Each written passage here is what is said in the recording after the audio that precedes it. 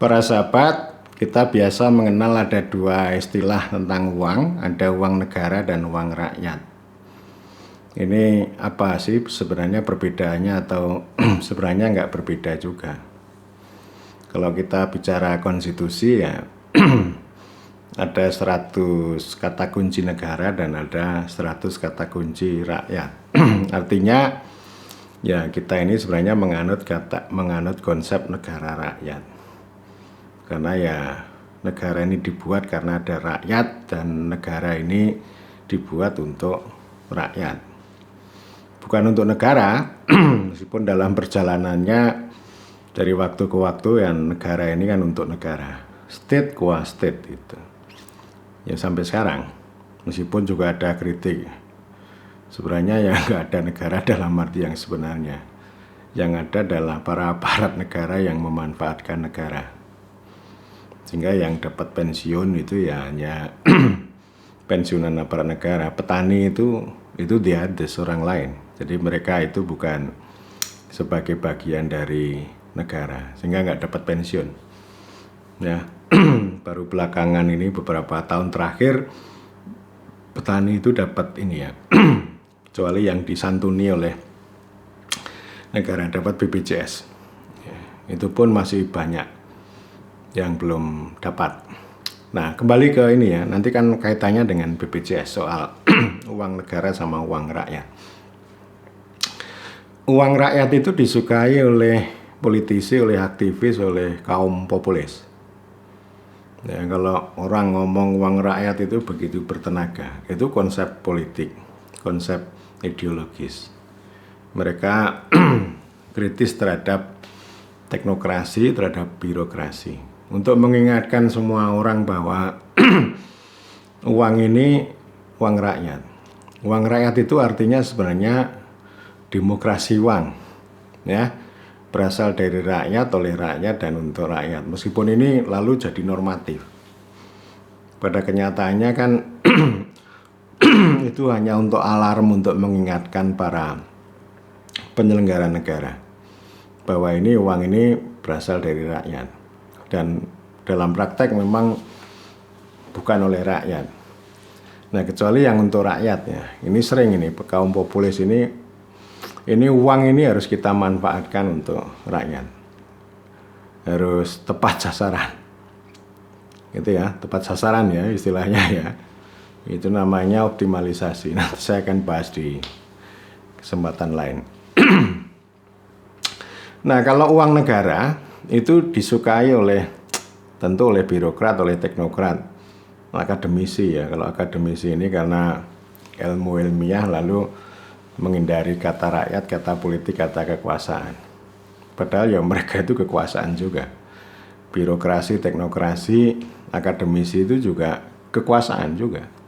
Ya. Jadi ini uang negara. Kalau negara, uang negara berarti harus ya dengan hukum. Jadi uang itu harus tunduk pada hukum, meskipun hukum itu digunakan untuk melayani uang.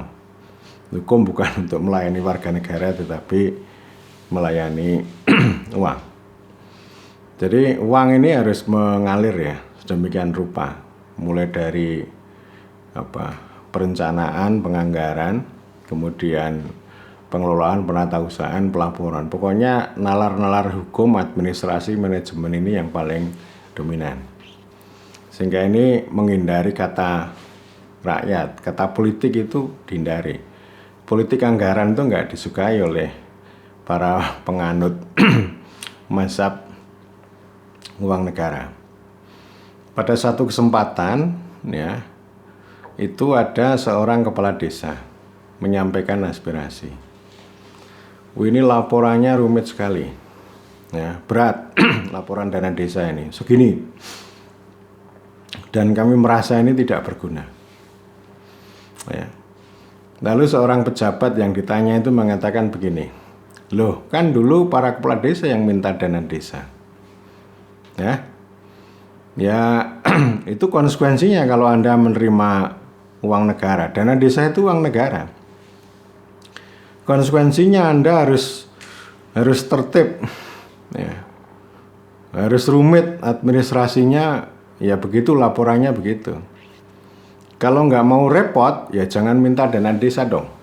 Gitu. Nah ini paham uang negara ini. Memang dalam Undang-Undang Keuangan Negara nomor 17 tahun 2003 itu kan nggak dikenal uang rakyat. Judulnya adalah Undang-Undang Keuangan Negara. Jadi ini uang negara ini.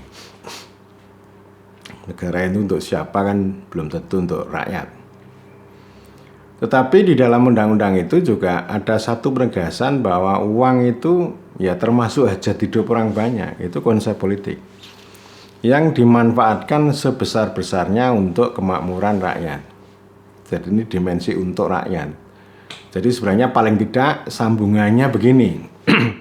Uang negara untuk rakyat. Jadi untuknya inilah ya yang harus dipahami secara baik. Untuk itu bukan semata-mata pendekatannya sangat pragmatis asas manfaat, tepat sasaran. Seperti kalau kita bicara BLT, bantuan langsung tunai, itu yang penting tepat sasaran.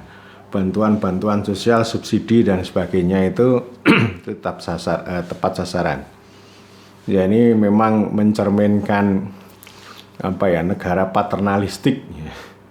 Negara paternalistik itu ya negara itu segala-galanya, lalu rakyat itu yang pokoknya harus ngikut, harus ini nanti akan dapat bantuan dari negara. Jadi artinya ini uang itu betul-betul menjadi hak otoritas negara.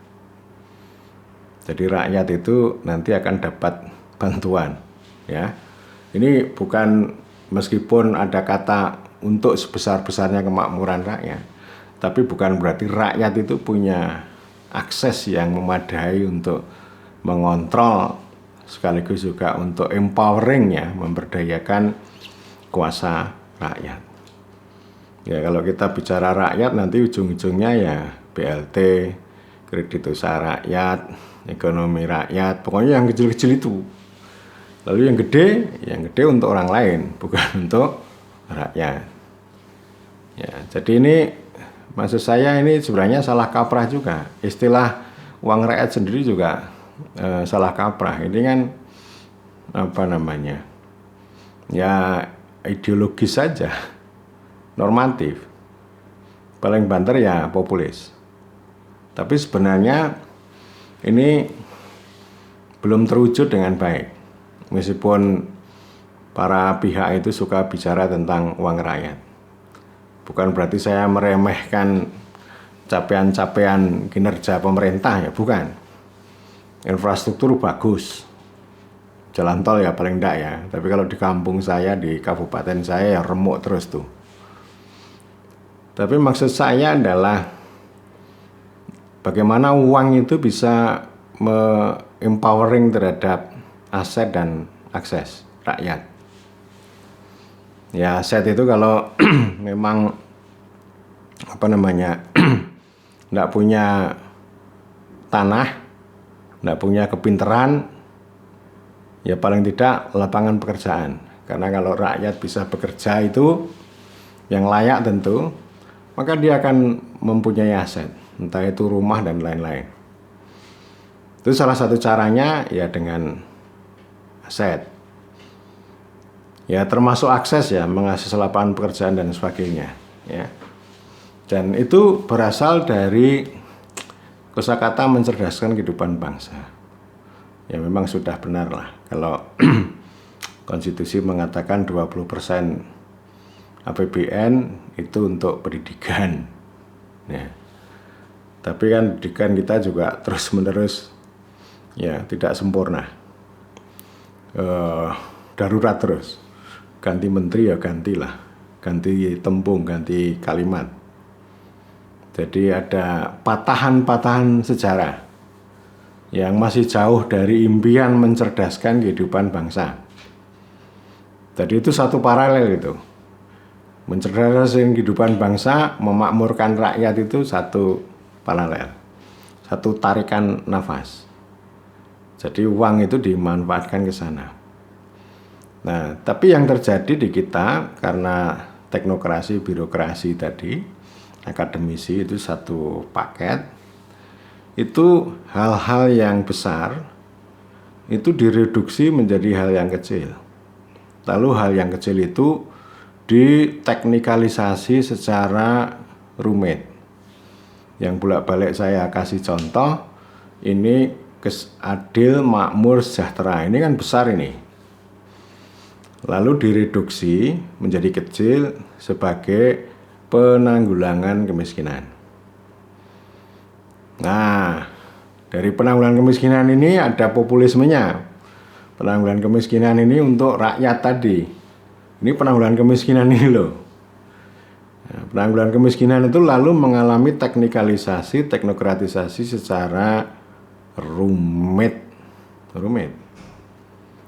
Padahal kalau konsep adil, makmur, sejahtera ini kan universalisme. Ya, ini tujuannya membuat setiap orang menjadi warga negara yang sama. Persamaan di depan hukum dan pemerintahan, equality before the law. Jadi ini sebenarnya dahsyat, ini konstitusi kita ini dahsyat. Tetapi karena pengaruh pembangunanisme kita menjadi kerdil. Ya. Karena itu saya terus-menerus mengkritik tentang kemiskinan ini.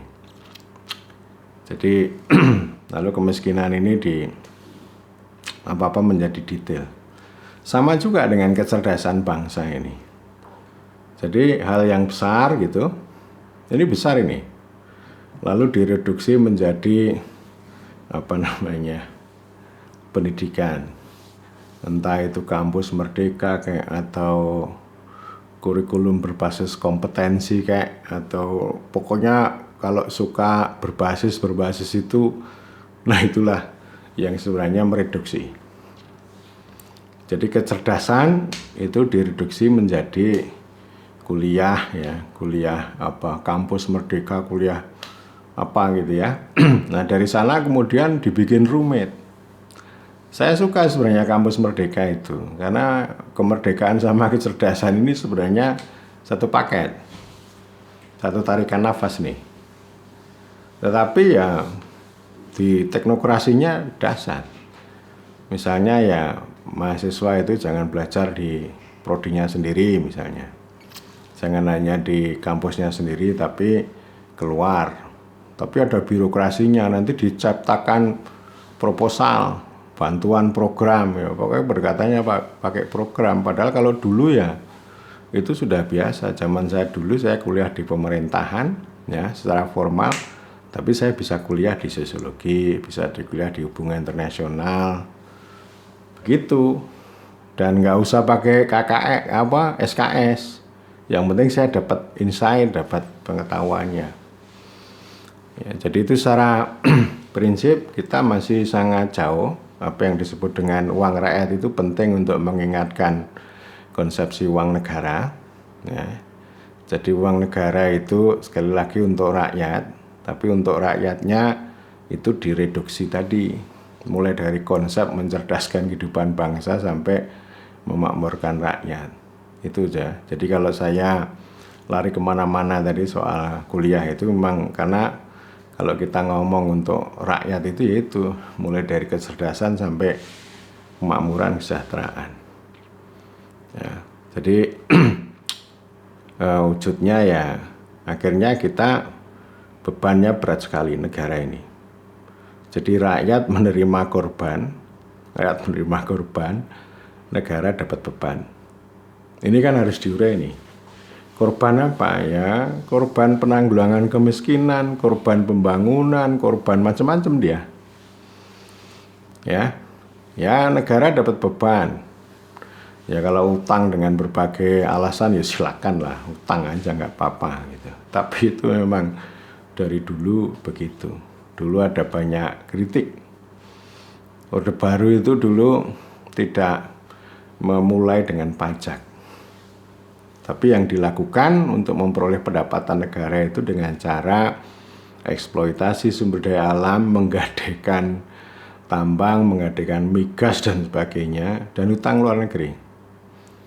Ya silakan aja kalau ada argumen untuk membela utang luar negeri itu silakan aja, nggak apa-apa, wong itu bagian dari pergaulan persahabatan internasional. Kalau kecil-kecil ya kayak koperasi itu loh ya, jadi kita punya iuran wajib, iuran apa dan lain-lain, lalu ngutang ya, dengan ngutang itu lalu memperbesar institusi, memperbesar koperasi. Kalau kita nggak ini ya, meskipun itu analogi saya bisa salah, karena kalau koperasi kan nggak bicara kedaulatan ya, tapi kalau negara kan bicara kedaulatan, beda itu ya. Jadi ini yang maksud saya, yang uang negara ini penting untuk terus menerus ya, jangan dikuasai oleh mereka. Jadi istilah rakyat ini perlu diradikalisasi. Jadi uang negara ini perlu direform, perlu diradikalisasi, sehingga sekurang-kurangnya uang negara untuk rakyat ini bisa terwujud ya.